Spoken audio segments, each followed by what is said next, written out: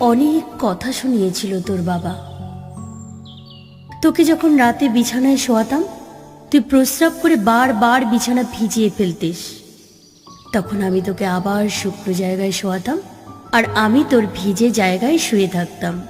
তোর বাবা যখন মারা গেল, তখন অনেক কষ্টে আমাকে সংসারটা চালাতে হয়েছিল। একটা ডিম ভেজে 2 টুকরো করে তোকে দুবেলা খেতে দিতাম।